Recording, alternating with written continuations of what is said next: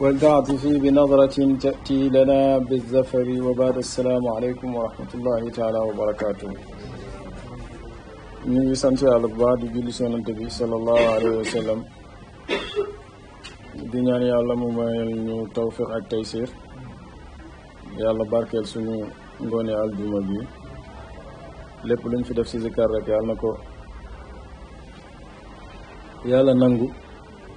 yàlla nañu yàlla saxal ci tariqatu tijaaniya yàlla nañu yàlla def dëgg-dëgg jullit yàlla nañu yàlla def dëgg-dëgg taalibe Cheikh Ibrahima Niass. dañoo bëgg ñëw rek dañoo waxoon sax duñ def dars waaye suma xaal nanguwul ñu daje yonent sallallahu alayhi wa sallam doon na wax ne saxaaba yi buñ dajee sax même buñ mënta kii sax nañ jàng ku nekk sa nañ jàng suratu wal asri dooga tàqalikoo nga xam ne jamono bu nekk war nañu bokk suñu yére yi ngir jëm ci lu kawe ak ci lu baax yàlla nañu yàlla saxal ci mbaax ak jub.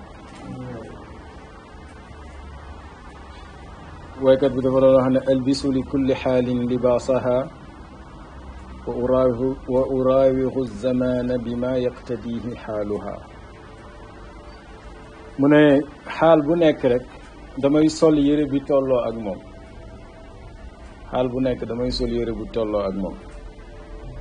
te jamono tamit su may jëflanteeg moom damay jëflanteeg moom comme ni instant boobu laaj xam nga dañuy wax ne as-suufi yu ibnu waqtihi suufi dafay doon dem doomi waxtoom maanaam waxtu bi mu nekk rek lim laaj ngir relation am ak yàlla ñoŋ rek da ko war a def maanaam li gaañi di def da koy defandoo ak ñoom waaye nag mu wutal ko déggin woo xamante ni gars yi duñ ko déggee duñ ko faral di déggee dégg nga de lépp li dagan ci li gaañi di def da koy ànd ak ñoom waaye bu koy def nag du ko defee comme ñoom liñ koy defee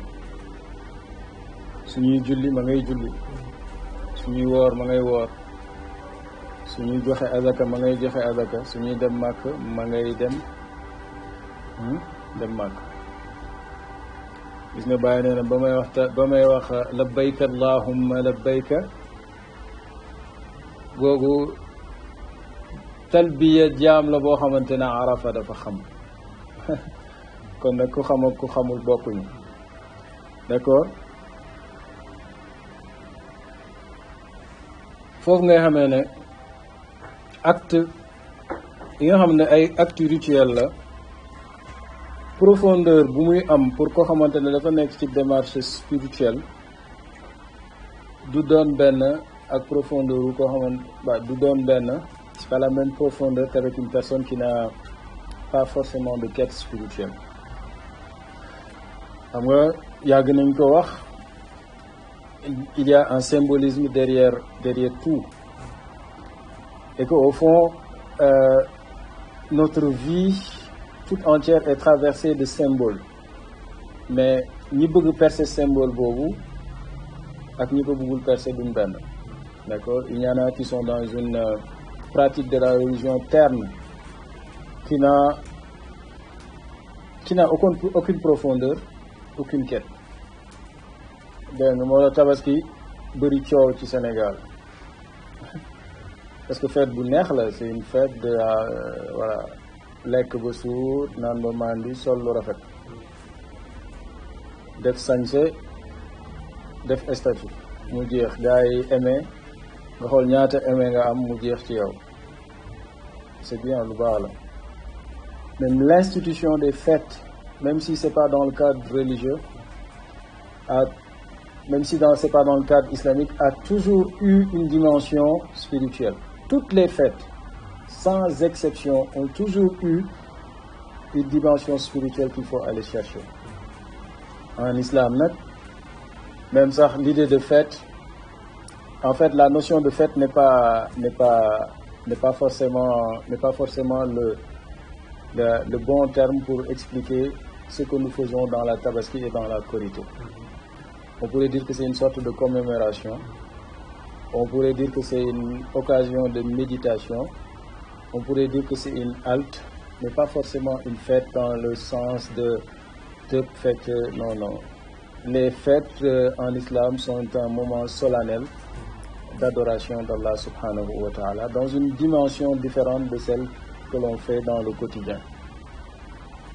dégg nga moo tax waykat bi li mu wax am na solo nee na jamono bu nekk xaal bu nekk damay sol mbubu mi tollool jamono nag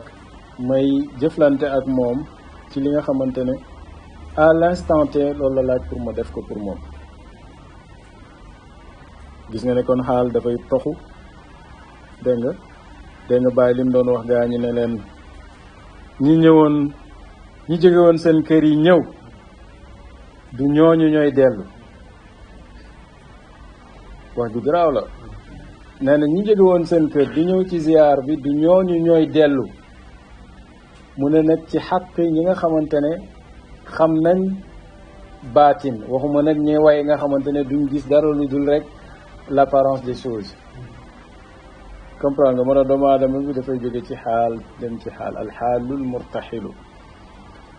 al axwaalu la taduumu walaw daamat la xarajat an kawniha axwaalan mu ne xaal yi du sax benn waxkat moo ko wax nee na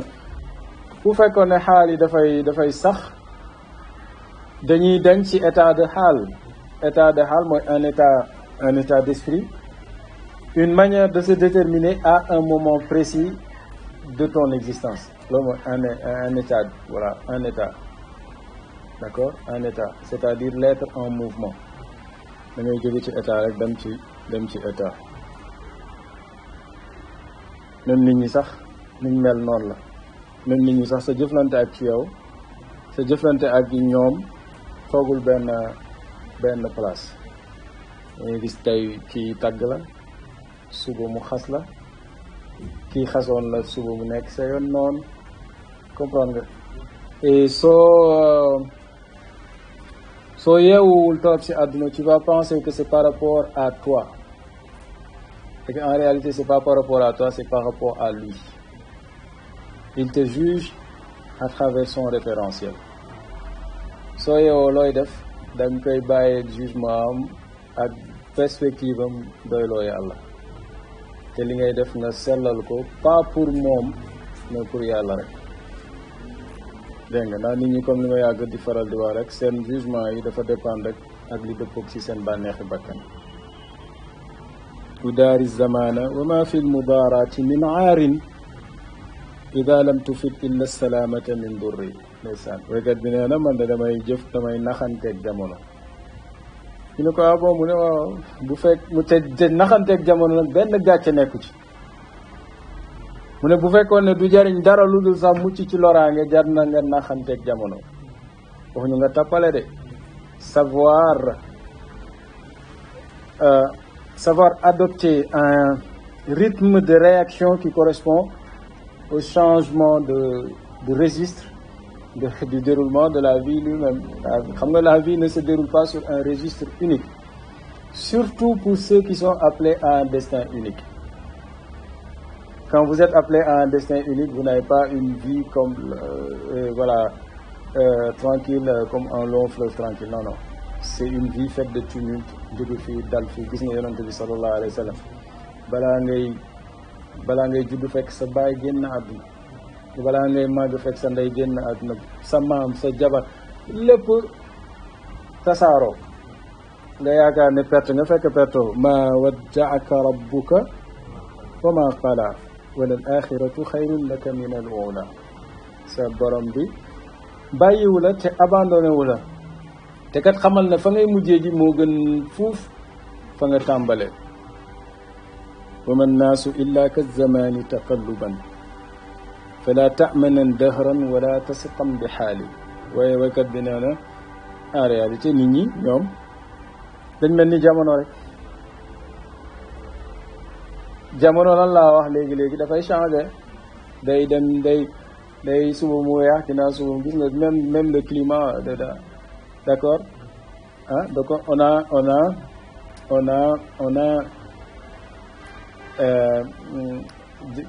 les 7 climats de la spiritualité da nga boo demee bu ngeen gëstoo ci livre bi ngeen fa fekk la spiritualité fonctionne comme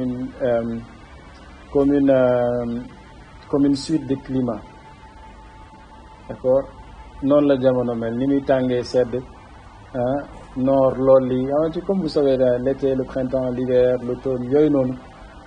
climat yooyu ngeen gis ni mu diversifié noonu la jamono di diversifié si ku nekk donc nit ñi tamit noonu lañ mel mu ne ni seen xaal di soppeekoo par rapport ak yow noonu mooy ni jamono di soppeekoo rek kon nag jarul nekk fii ne damay wóolu kenn voilà jamono lépp te bul wóolu tamit xaal dégg nga ndeysaan ida lam tajid fi nnaasi xillan tasuunuhu fada'hum wa kun fi min nafsika fi sughlin. Ils sont assez pessimistes. C'est comme la Rochefoucauld en fait qui décrit une société où la moralité n'a plus de place. En réalité, c'est un regard, c'est un regard objectif sur l'être humain. C'est pas forcément qu'il est mauvais, c'est pas forcément qu'il est sans valeur, mais il est fondamentalement tourné sur lui-même. D'accord? Parce que dañ ko bind à l'image de koo xamante ne boppam rek lay xool. D'accord? Donc l'être humain, il est fondamentalement tourné vers lui-même. Il va se préférer à l'autre. Kon boo ko ci meree, c'est que tu ne connais pas la nature de l'homme. Moo tax mu ne comme nag lan mooy def différence nit ñi? Est-ce que gis ngeen leçon de vie bi? La leçon de vie, c'est que l'être humain, nit ci boppam, il est tourné, il est centré sur lui-même. Qu'est-ce qui le fait bien agir avec les autres? C'est l'intelligence sociale. D'accord? C'est pas forcément parce que sa nature aurait changé qu'il est capable de commercer avec tout le monde en ayant l'intention qu'il ait ce qu'il a.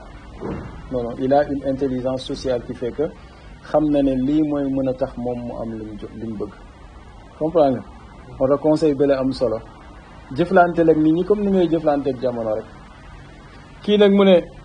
yow ida lam tajid fi nnaasi xillan tasuunuhu su fekkee ne mënoo fekk ci biir nit ñi xarit boo xamante ne mën nga ko wóolu su'aalil yawma an hibbin sadiqin wafiyin fi naqaali wa fi fi'aali oustaz loolu la doon laajte mu ne man de tey li may laajte mooy xarit boo xamante ne xarit xam nga waxoon naa leen sadiq ak siddiq benn la ni ñu koy bindee boo xamante ne il est dafay matal kóllëre si wax ci jëf ak ci xaalam li mu laaj dafa jafe wax naa leen xaal bi est-ce que yéen a ngi suivre sama kii nee na koo xamante ne soppe boo xamante ne dafa dëggu ci waxam ci jëfam ak ci xaalam même en fait même dans ce qu'il ne dit pas il est intègre et sincère avec moi même dans ce qu'il ne dit pas oustaz mu ne wa kuntu ka taali mu ne wara min fi dunia sibahal muhaali ma mel ni kuy laaj ci may seet ci àdduna loo xamante ne dafa nduróog lu jomb wa kuntu ka taalibin baydal anuqi ma mel ni kuy seet nañu jëleen dégg nga après si la wax ne ila an jaani fityaanu sidqin tamannaw ni ka shamsin lil maali mu ne ba ma dem nag ba gis waa daairatul ula ñu nekk ay nit ñoo xamante ne dañoo mébét rek ma yéeg ci kaw mel ni jant donc c'est très difficile waaye waykat bi nee na in lam tajid fi nnaasi xillan tasuunuhu fadaahum wa kun fi min nafsika fi suxalin bàyyi leen te nga yittewoo sa bopp rek. De toute façon, quand tu bâtis un empire, tu es seul à le faire. Et quand ce sera prêt, si tu es vraiment un leader, tu fais de la place à tout le monde. C'est ce que j'appelle tout le temps l'ingratitude du leadership. Tu bâtis seul et tu partages avec tout le monde. Si tu n'es pas capable de cela, tu n'es pas un leader. li tax may wax lii yëpp dama leen a bëgg waxtaanal rek ci jamono ni muy changé jamono bu nekk nag li ñu woowee sha'air allahi lan laa ko waxee woon les symboles de la religiosité l'islam dafa am ay symbole religiosité tabaski ci la bokk tabaski c'est un symbole de la religiosité c'est un acte qui te fait appartenir, qui te fait confirmer ton appartenance à une certaine obédience. D'accord? Donc, lu important là. C'est un acte symbolique, certes,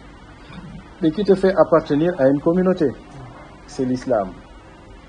D'accord? Et qui te fait intégrer une dimension de continuité dans le message divin. D'accord? Lu tax moom nekk loolu parce que tabaski doonne wuñu ko ci yonent bi sallallahu alayhi wa sallam ñu ngi ko doonee ci Ibrahim. Inna Ibrahima kaana umma. Ibrahima gis nga li ma doon wax sànq ci leadership, il représentait à lui seul toute une communauté. moom kese yàlla ne inna Ibrahima kaana umma. Ibrahima en lui seul était une communauté, c'est-à-dire qu'il représentait un système de valeurs complet. dégg nga Ibrahima xam nañ ci alquran li muy ñaan yàlla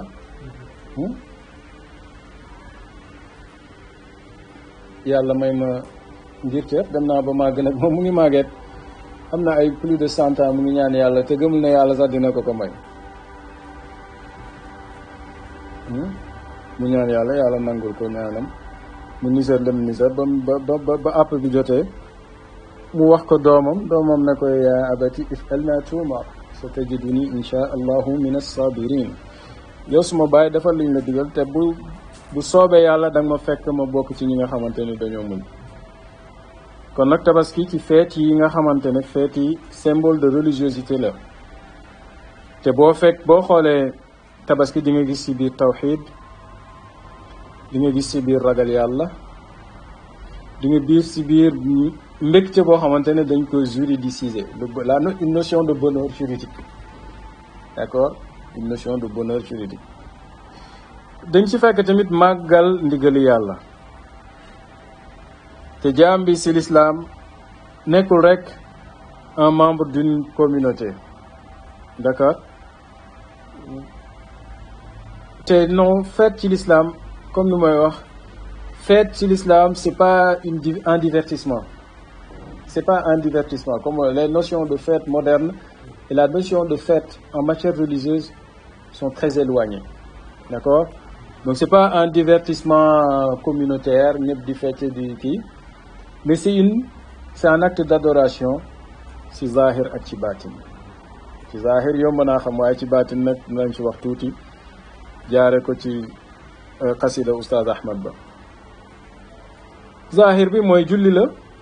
ak rey ñaari raak ngay julli après nga rendi kabar jokk mbokk. baatin bi nag mën nga cee wax ne wommatul yàlla la toroxlu ak bee salaat sa kóllëre diggante ak sa borom. alquran boo fa demee doo fa fekk baatu idul adha bi ñuy wax doo ko fa fekk waaye alquran ñëw na ci ay variantes yu bari yoo xamante ne ci aaya yi nga xamante ne surtout dañuy wax ci aji ak ci rendi ak def sacrifice au nom de la religion ak màggal symbole yàlla yi dañu fa fekk ay références yu lay wan ne qui renvoie à tabaski fasalli li rabbika wanhar na nga jullil sa borom te na nga rendi. gis nga aaya bi dajale na diggante lan julli ak rendi wala nga ne dajale na jaamu yàlla ak yaram mooy julli gi ak jaamu yàlla ak xaalis.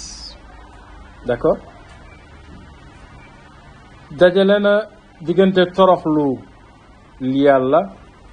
ak sàkkoo jegeelu yàlla ci loo xamante ne dañ koy génne. wal budna ja'alnaha lakum min sha'airillah lakum fiha xayrun fadkuru isma allahi alayha sawafa. daa suratul xajj dégg nga aay bi tamit mu ngi wane rendi goo xamante ne dañ koy def jaam bi daf koy def ngir sàkkoo jege yàlla te nga xam ne liñ ci jublu nekkul rek ak rey nii rek pour rey. nekkul xari 500 000 nekkul xaru peu importe le prix. Peu importe le prix, ce qui est important ce n'est même pas le geste en fait mais l'intention qui entoure le geste. lan yanaala allaha luhumaha wala dimaa'uha walakin yanaaluhu taqwa minkum. yàlla nee na awma benn intérêt ci yàpp wi awma benn intérêt ci deret ji waaye li ma intéressé dans l'acte que vous faites c'est at-taqwa mooy ragal yàlla gi ragal yàlla wax naa chaque jour ñun xam nañ ko ragal yàlla mooy bàyyi tere yi def ndigal yi comme ni ko yàlla bëggee pas comme yow ni nga ko bëggee d'accord bàyyi ne non non loolu baax na lool waaye ragal yàlla gaañ la ragal yàlla ñi yegg fànn fi nag mooy dem ba ñoom dootuñu xalaatati dara lu dul yàlla ci li ñuy def maanaam dara lu dul yàlla yitteelu leen looluy ragal yàlla dëgg-dëgg dégg nga dalika wa man yu'azzim sha'a'ir allahi fa innaha min taqwa alqulubi ku sacraliser les symboles de la religiosité fait en même temps acte de piété maanaam si màggal gi ngay màggal yenn symbole yi diine ji yaa ngi ci wanewaale genn ragal yàlla fonk tabaski lu baax la fonk korite lu baax la fonk aji màkk lu baax la dégg nga kon nag rey gi ngay rey dafay dugg rek ci màggal symbole yàlla yi ku ko defee xol bu teew ànd ak yéene gu sell loolu dafay wane ne waa ji mi ngi dund xolam a ngi dund ci ragal yàlla dégg nga boo demee ci alquran da nga fekk waxoon nañ ko fi yaa bunayya inni ara fi lmanami anni azbahuka fanzur maza tara gis nga alquran le principe de la consultation baay ji mooy kilifa ci këram te ki muy waxal sax mineur la daanaka waaye mu ne suma doom man de gis naa ci gént ne dama laa war a rey wax ma loo ci xalaat qaala ya abati if'al ma tu'mar satajiduni insha allahu min as-sabirin mu ne sama baay defal li nga xamante ne moom lañ la digal man de moom di ma fekk may muñ dañ maa war a rendi waaye dinaa muñ rendi gi may rendi ki ko fi waxoon doo takk diw sax àdduna di waaj a tukki xam nga la modernité nous fait banaliser certaines relations tu vois suma doom man de li nga xam mooy kii de boo ko takkoon peut-être machin va te dire ouais il s'oppose à mon amour voilà machin tu vois et on accepte ñun ñëpp mentalité boobu lañ am c'est-à-dire l'autorité du père a une certaine limite d'accord c'est ce qu'on accepte et ce qu'on conçoit peut-être que c'est vrai peut-être que c'est pas vrai mais imaginons juste la différence de perspective la perspective classique c'est que sa waajur moom am na baat ci yow baat boobu nag yaa xool na da nga ko war a limiter wala déet en tout cas su dee waajur wu clairvoyant la l'islam lenn rek la wax wa in jahadaka ala an tushrika bi ma laysa laka bihi ilmun fala tuti'huma wa sahibuhuma fi dunya ma'rufan donc même si aaya boobu noonu il y a une certaine institutionnalisation de l'échange tout en sachant que ki mag normalement il est plus clairvoyant que ki gën a nekk xale waaye alxuraan nee na bu werante amee nag ci ñu bëgg laa yóbbu ci bokkaale yàlla bu leen topp ci loolu te na nga ànd ak ñoom ci àdduna àndin boo xamante ne àndin bu rafet la ñu bëri weddi nañ seen waajur yi bañ demee ba sori amuñ ci lu leen neex bu ma yëgoon déglu sama papa bu ma yëgoon déglu suma yaay lu tax déglu woo leen parce que da ngaa jàppoon ne xam nga lii moo tax ñu lay mën a wax ci sa sëriñ ne fala tudabbir wa kun ka mayyitin dawaman tuhbiri bul di setantal mel ni néew rek boo xamante ne dañ koy sang parce que dañuy jàpp ne sëriñ bi def na cheminement jaar na ci ay mbir xam na ñoŋ-ñoŋ yi ñol-ñol yi bëgg na laa mën a éviter loolu ñol-ñol yi waaye yow mi demagul fenn bu fekkee ne moom mi dem ba ñëw nee na la fii bul fi jaar boo fi jaaree lii nga ne doo ko déglu boo fa jaaree tamit li ko daloon moo lay dal te moom bëgg na li ko daloon bañ la dal sa waajur tamit noonu la dans les choix importants de la vie tu n'es pas obligé de le suivre mais bàyyil xel lim lay wax parce que c'est l'expérience qui parle et même dans le cadre professionnel moi je le rappelle souvent aux administrés que l'expérience compte beaucoup dans le conseil am na ku koy wax sam benn mentor daf koy wax fais-toi conseiller par quelqu'un qui est arrivé à un niveau où tu veux accéder mais pas avec quelqu'un qui est au même niveau que toi garab bu la sutul du la may ker d'accord donc waajur yi tamit noonu la kon nag rey gi nekkul rendi nii rek rendi jël bàyyi ma bu am bakkan acte de superpuissance tëral rendi di jaay affaire déedéet c'est une leçon de vie qu'on te donne cette vie que tu as à laquelle tu as mis fin est une vie sacrée ne la fais pas juste par futilité wala par no xamu noo ko mën a tuddee acte de bravoure bakken bu nekk dafa important bakken bu nekk dafa important bu la yàlla mayee yow doomu aadama bu pouvoir nga ote dundu beneen être vivant tu dois le faire avec gravité et humilité c'est un acte qui participe à la consolidation de ton statut de vicaire qui te donne le droit de vie et de mort kon ce droit de vie et de mort tu ne dois pas l'exercer comme bon te semble melentaan sax boo ko reyee war nga sentir ne melentaan nga rey yonte yàlla Souleymane dégg bi ko yàlla mayee muy dégg daw leen Souleymane a ngi ñëw ay dof lañ ñoom dañuy rajaxe rek mën nañoo nappaaje sax te du sentir ne nappaaje ñu cette insouciance n'est pas permise à un vicaire da nga war a yëg ci sa xol bi mettitu lépp lu am ruux rek lu muy yëg responsabilité la doo rey xar nii rek fa muy wéexu nga ñëw romb dem non c'est un acte grave bakken nga jël c'est un acte grave il faut en avoir conscience dégg nga kon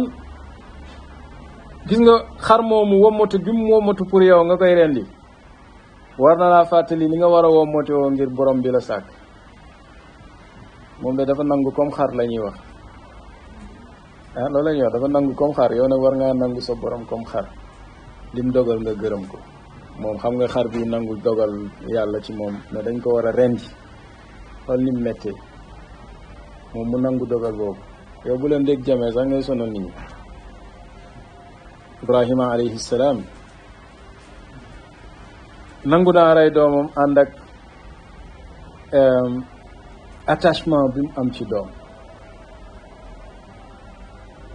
attachement bi mu am ci doom yàlla ne ko rendil sa doom mu rendi doomam imagine nga rek boo amoon doom bu góor benn doom bu góor nga am ñu ne la rendi ko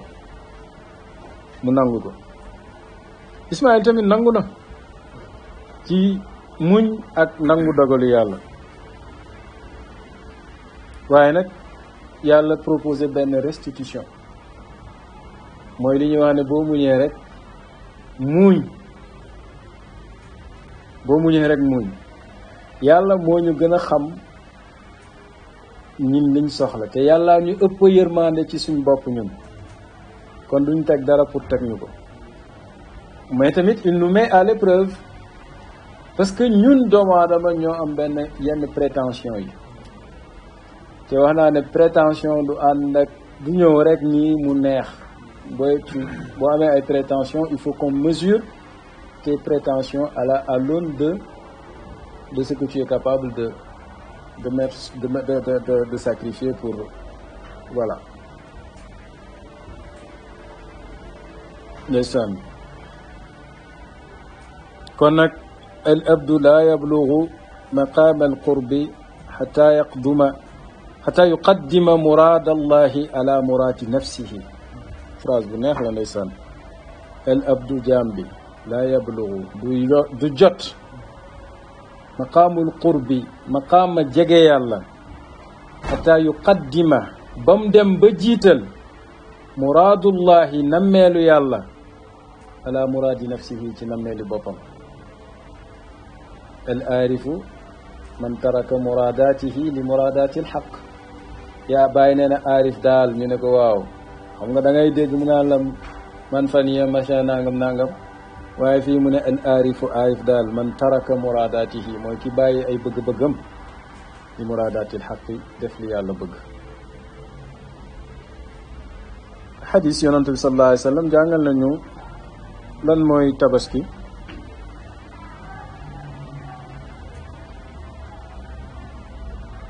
yonent jàngal nañu lan mooy ay atteem lan mooy waxtoom julli ga nu muy demee ak na muy rayee ak teggin ya Anas ibn Malik nettali na radiyallahu anhu ne yonent sallallahu alayhi wa sallam qadima rasulullahi sallallahu alayhi wa sallam almadina wa lahum yawmaani yalcabuuna fihima fa qaala inna allaha qad abdalakum bihima xayran minhuma yowmu al adha wa yowmu al fitri fii tamit si hadis bi sax da nga ciy comprendre l'orientation d'une fête religieuse mu ne yonentu sallallahu alayhi wa sallam dafa ba muy dugg Medina daa fekk gaañu amoon na ñaari bis yoo xamante ne yee vive la noos fecc lekk naan yonent ne yàlla remplacer na leen seen ñaari bis yi yeneen ñaari bis mooy lan bisu tabaski ak bisu korite kon nag hadis bi dafay wane ne la notion de fête est encadrée par le droit musulman te ñaari fête le droit musulman reconnaître des fêtes bu doon si on pouvait l'appeler comme ça des fêtes canoniques ça serait tabaski ak korité tabaski mooy ñëw ci weer wi xam ngeen ko korité mooy ñëw buñ wooree ba pare te dafa bokk ci une sorte de calendrier islamique moo xamante ne les jours se poursuivent bu bii demee bale ñëw inna awwala ma tabda'u bihi fi yawmina hada an nusalliya summa narji'a fa nanharra dégg nga yonent sallallahu alayhi wa sallam nee na li ñuy tàmbalee ñun ci suñu bisu tabaski mooy dañuy dem julli ji buñ jullee ba pare ñu ñëw rendi dégg nga kon nag dañ ci jàngee nag rey gi tabaski gi julli gi moo koy jiitu yonent sallallahu alayhi wa sallam nee na man dabaxa qabla salaati fal yu'id ku rey balaa ñuy julli na nga tàmbali wala ñu ne balaa boo demee julli ji balaa ngaa ñibbise na la woon ne imaam bi rey na nga doog a rey dégg nga yonentu sallallahu alayhi wa sallam tabaskee ne ñaari kuy yu duuf yoo am ay béjjin ba mu koy rey dafa wax bismillahi rrahmani rrahim def allahu akbar dégg nga da nga ciy jàngee ne war nañoo tànn xar wu duuf waaye nag jarul def lu extraordinaire xar yi 1 million moom sëñ bi wax dëgg yàlla jaru ko dégg nga sopp nañ nga wax bismillahi rahmaani rahim kàbbar booy kii yonentu sallallahu alayhi wa sallam jàngale ne ci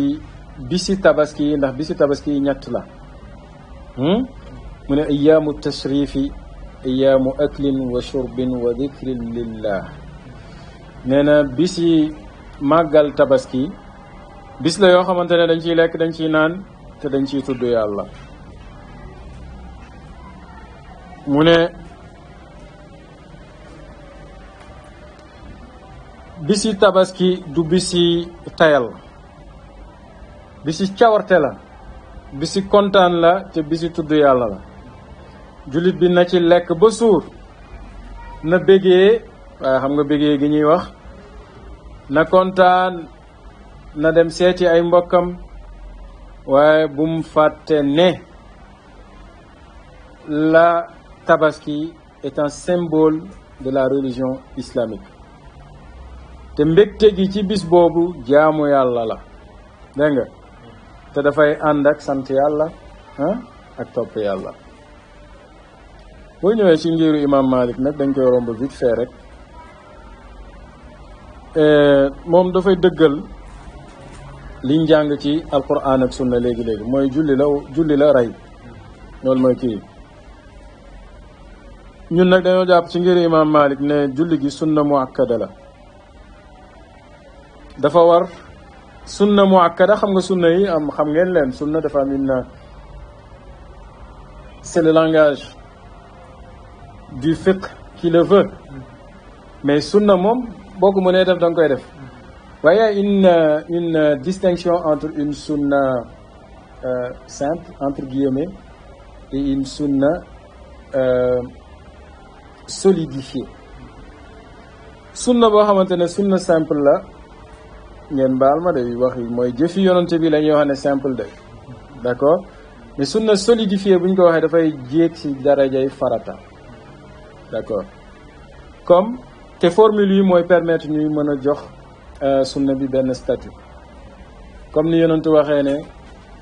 al witru xaqun fa man lam yutir fa laysa minna formule bi dafa grave moo tax ñu ne lii kon sunna muakkada la yonent nee ne julli witar ñu ne ko waaw mu ne devoir la ku ko deful rek bokkoo ci ñun xam nga bokkul ci prière canonique yi waaye formule bi yonent employé moo ko yéegal ci daraja boobu noonu kon tabaski ci la bokk kon ki doon laajte ndax tabaski daf ma war ñu ne ko waaw daf laa war su dee mën nga ko sunna muakkada la képp koo xamante ne aljuma war na la daal yow tabaski war na la waaye tabaski du fardu ayn xam nga luy fardu ayn mooy obligation li ma koy waxee si pour ñu jàng droit institut personnel c'est-à-dire une obligation unipersonnelle loolu mooy fardul ayni mooy yow rek yaa ko mën a def boo ko deful du la wàcc waaye fardul kifaaya la dégg nga ci ngiru imam Malik fardul kifaaya la bu ko kenn defee rek wàcc nañu ci des ñëpp moo tax li ngeen gisoon Maroc lu mën a nekk la ren jamono dafa metti man buur bi maay rey xar pour ñëpp su ma ko defee man kese wàcc nañu ci des dégg nga bu jant bi jógee nag la ñuy julli dégg nga dañuy tax ne bu jógee rek ba tolloog benn xeej rek mën nañoo julli kon mën nañoo julli suba teel dégg nga kon ginnaaw waxtu wi nga xamante ne dañoo sib ku fa naafila rek bu paasee rek mën ngaa julli tabaski ba jant bi di jikki nag zawal di jot mën ngaa kii duñ ko noddal duñ ko ni xaamul ñaari ràkka la ràkk gu njëkk bi limaam dafay kàbbar ñaata yoon juróom-ñaari yoon gannaaw kàbbaru armal ñaareelu ràkk bi limaam dafay kàbbar juróom benn yoon dégg nga buy julli dafay julli ci kaw sopp nañ ci limaam mu jàng suratul aala sabbih isma rabbikal aala mën na jàng xaasiya mën na jàng alqamar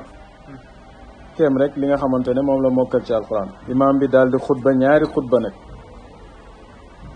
buy xutba dafay fàttali nit ñi ragal yàlla rek fàttali leen chartey tabaski ce n'est pas un moment politique la tribune de la mosquée n'est pas une tribune politique où il faut traiter du militantisme non dafa nekk aada rek ñu ne dañuy wax na dëgg président de la république mais bon ça c'est juste une extrapolation qui n'est pas du tout nécessaire ci jaamu yàlla lañ nekk nañ continuer maintenir sacralité boobu noonu diggante aljuma nag ak tabaski lan mooy différence bi pour ku mën a seetlu waaw bismillah waaw dëgg la xutba gi aljuma njëkk julli la tabaski julli xutba gi après julli gi la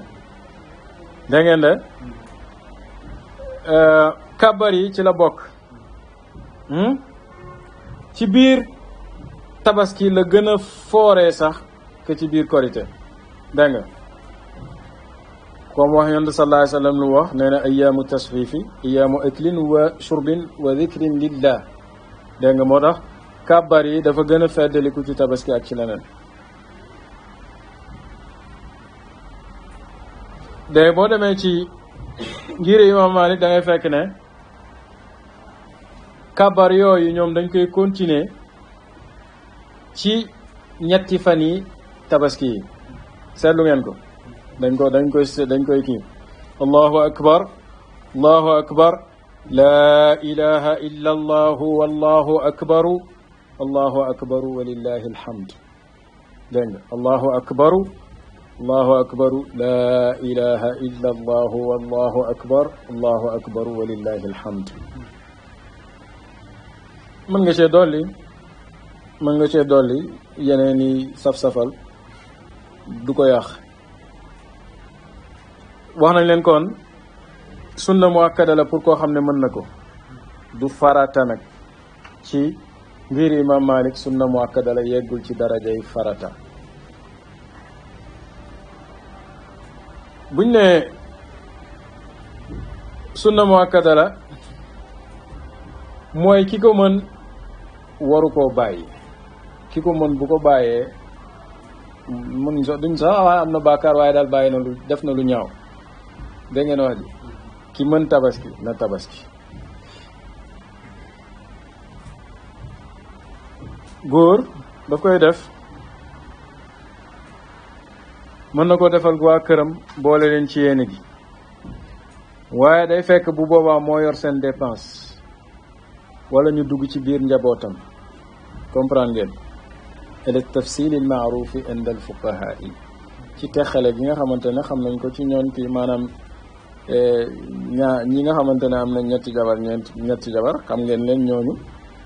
benn tabaski doy na leen waaye buñ ko defee daanaka jamono day xaw a jaxasoo kon ñoom dañuy jënd ñett fii benn waaye du tere duñ am ñetti tabaski benn tabaski rek la ñuy am li ci des moom kii la rek dégg nga xara gën béy nag alim ñaata xar ngay gi dégg nga warul am défaut xar bi warul am défaut béjjin bu damm tàpp xam ngeen daal yooyu moom gars yi jaag ngeen ko dégg li gën daal mooy xar boo xam ne am na ñaari at ou plus moo gën dégg nga booy rey wax nañ sànq ne mënoo rey avant julli kon nag faratag rey gi ma nga tàmbalee gannaaw bañ jullee ba pare ba imam bi xutba ci place bi nga xamante ne fa lañ war a kiiwee mais nag sama problème mooy mën ngaa dëkk ci benn pour carré boo xamante ne juróomi imam yu xutbaa ngi ko dégg nga ndeysaan ba jant bi so daal ci ñaareelu bis bi ci ngiri imam Malik mën nga faa rey kon nag ci ngiri imam Malik tabaski mën naa nekk non 3e jour bi maanaam tabaski ñetti fan la bu la neexee boo amulee tabaski xar ci 1er jour mën nga def ci 2e jour wala nga def ko ci 3e jour bi dégg ngeen ndeysaan ku rey avant tabaski amoo tabaski mën na nekk yàpp wu neex nag bu ñu kii waaye du tabaski ndeysaan mu ne kii tabaski tànn nañ ci moom sopp nañ ci moom mu tànn xar woo xamante ne xar wu ñu rafet lu melokaanam la ci lii waa dëkk bi nii na def yenn saa yi nag mu am ñu bëgg lu yomb loo xamante ne mën nañu am luñ jëndee kuy wu rafet ñu dem jënd xar woo xamante ne xar wu lompoñ la loolu baaxut dégg nga sopp nañ moom ci boppam mu reyal boppam xaram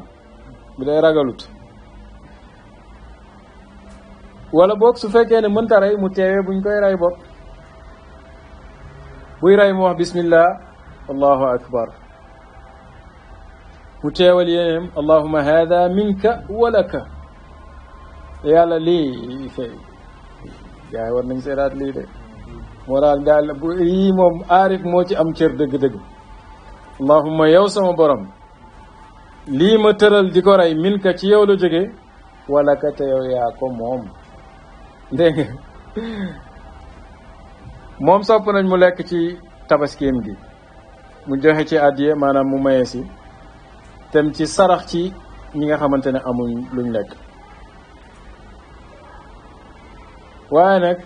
dégg nga jël pooj jox bàjjan jël pooj xaw ma nangam loolu moom wax dëgg yàlla suñu aada la rek ñu dégg nga liñ gën a sopp nag mooy ngeen lekk en groupe ngeen tabaskeendoo en famille moo gën am na fii ñoo xam ne dañuy jël seen jabar yi yóbbu seen kër yaay loolu lu rafet la te lu baax la bisu tabaski ragal na sopp nañ nga sangu ba set wut parfum bu neex sol sa yére yi gën a rafet boobu amee bu bees baax na génn daagu dem sa jàkk ja génn daagu dem sa jàkk ji bu jàkk ji soriwul sa kër doxal bu jàkk ji soriwul sa kër doxal am na ñoo xam seen oto yi duñ ko wàcc mukk bu jàkk ji soriwul sa kër doxal fa nga jaaroon ba ngay dem bul jaaraat foofu booy wàññeeku te nañ la gis sa kanam gi na belli bu mu nekk kanam gu fasu yaa ngi ci bisu mbégte na nga bég na nga jokk say mbokk na nga bis boobu nañ la gis nga yaatu di maye bisu baatare la bu dee am nga ko bisu baatare la bëri looy tudd yàlla sopp nañ kii nga xamante ne dafay tabaski mu bañ a lekk avant muy tabaski avant muy julli na bàyyi ba julli gi ba ñëw doole kii ñu ne sax bu lekkee ci res wi moo gën dégg nga de kon loolu mooy li nga xamante ne waroon nañ ko wax ci tabaski waaye man de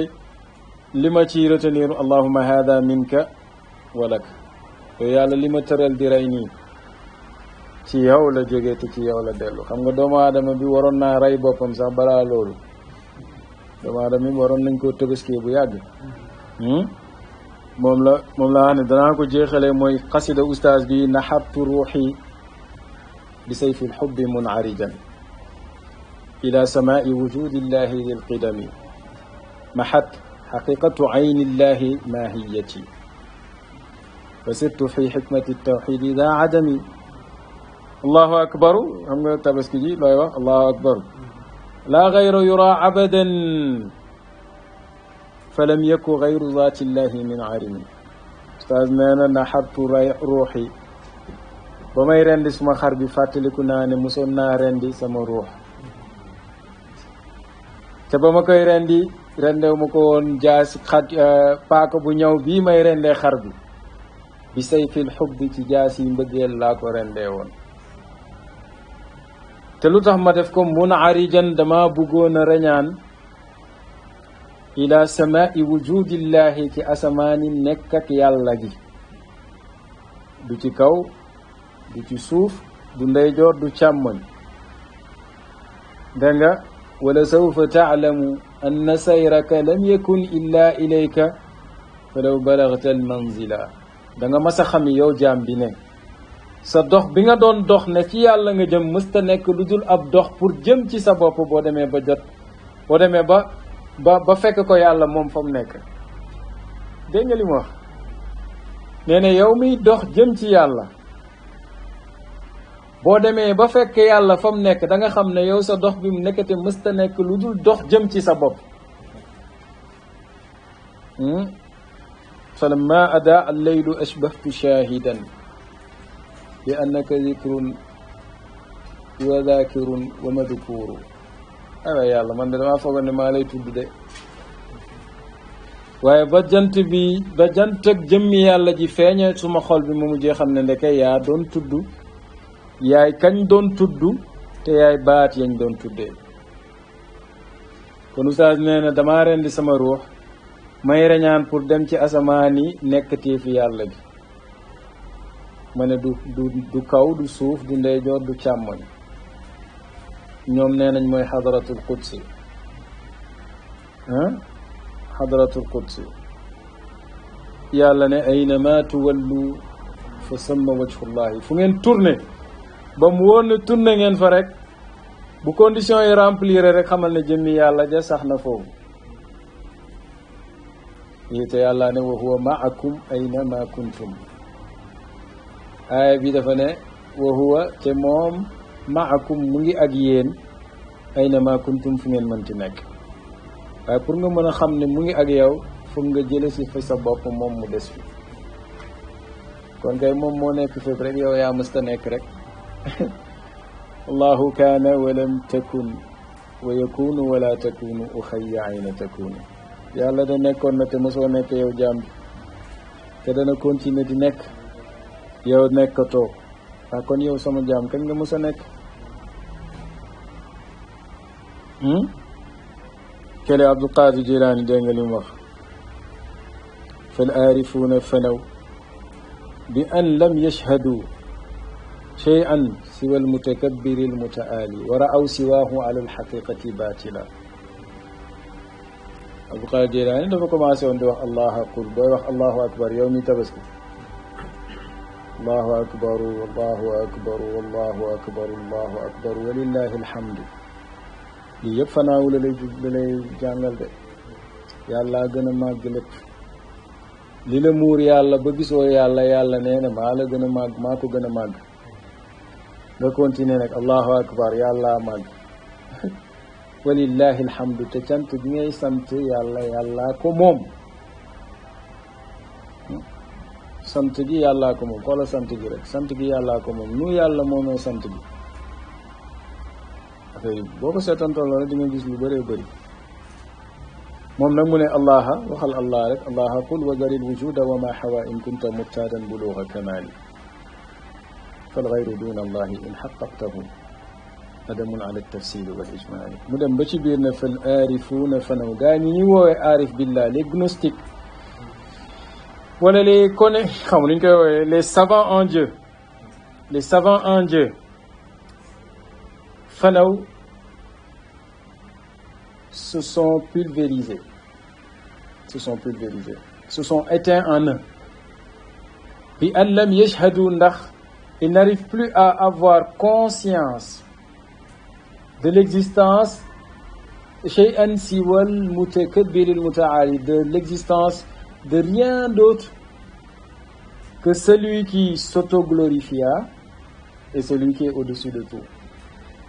Ils ont en réalité compris que autre chose que lui, alal haqiqati, si tu le regardes avec un œil essentialisant, alal haqiqati batilan n'a pas de sens en fait. Sooy xoolee mbir yi avec un œil essentialisant, c'est-à-dire que tu n'arrêtes pas à leur forme qui se donne à voir immédiatement, tu comprendras que ces choses-là n'ont aucune signification sans la dimension divine. mënuñu taxawee lu dul ñu taxawee yàlla rek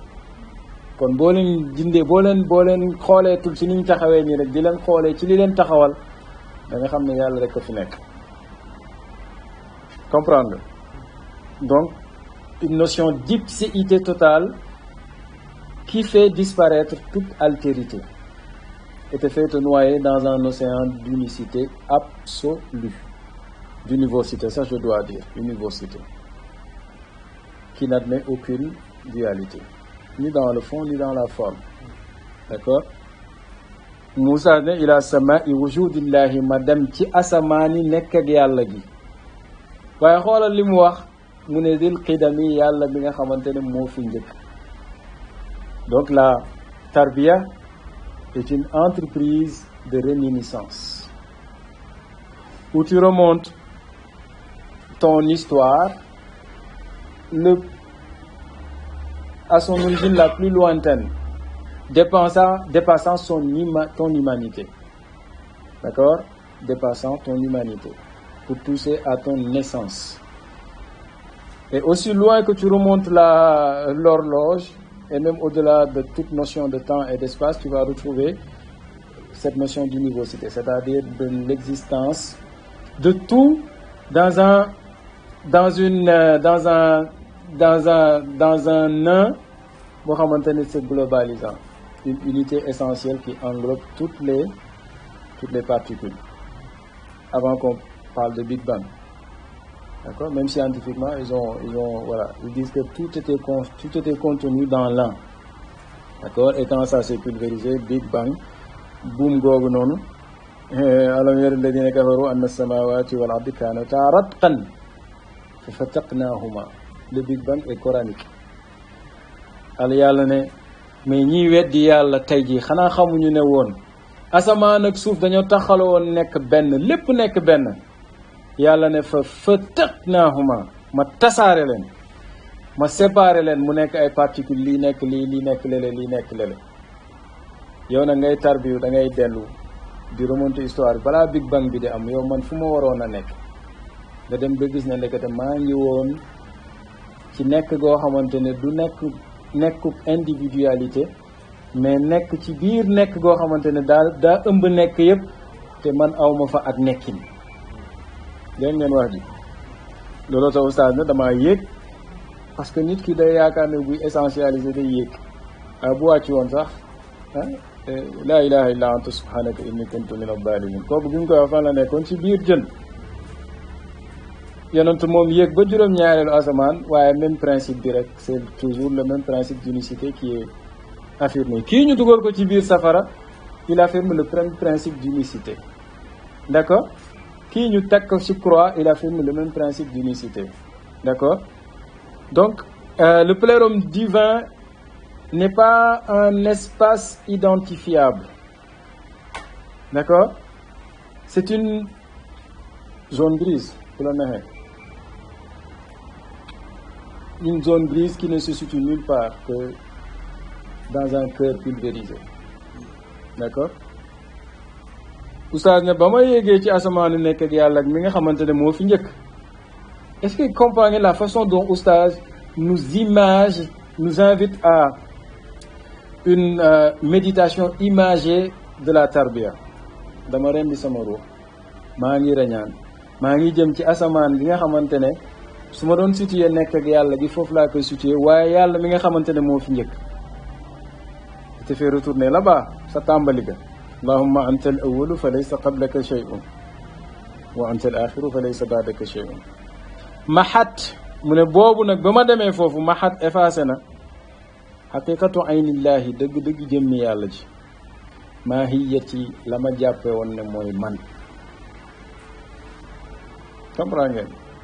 la ma jàppe woon ne mooy man mu ne dëgg-dëgg jëmmi yàlla jee ko effacé qul jaa alxaqu wa dahaqa albatilu inna albatila kaana dahuqan il t'explique la tabaski bu leen fàtte ne ñu ngi ci tabaski ba léegi rendi googu ngay rendi ça doit te renvoyer à cette pulvérisation de ton semblant d'existence waqtulu anfusakum dalikum xayrun lakum inda baarikum yéen a ngi rey xar bi waaye alquran nee na rey leen seen bopp looloo gën fuuf comprend ngeen yaa ngi rey rendi xar bi garaaw la yàlla nee na rendil sa bopp moo gën a wóor comprendre oustaz nee na boo bëggee rendi sa bopp kaay ma wax la nii ngay rendee sa bopp ba ma rendee sama bopp mu ne dëgg-dëgg jëmmi yàlla ji moo effacé sama li ma jàppoon ne man la fal asmaau wal awsaafu wal kawnu jumlatan xaqiqatu ayni zaati allahu qaadiru fa surtout moom ma daal di mujj nag ci état boobu fii xikmati tawxidi ci sagesse su unicité daa adami ma nekk aji ñàkk kon nag allahu akbaru waxal allahu akbar waaye xamal ne laa gayra yura amut keneen ku ñuy gis abadan faw ku dut moom falam yëkkun nekkut gayru zaatillahi leneen lu dul jëmmi yàlla ji min arami ci lu ñuy sàkku loolu nekkoon darsu bi assalaamu aleykum wa rahmatullahi taala wa barakatuh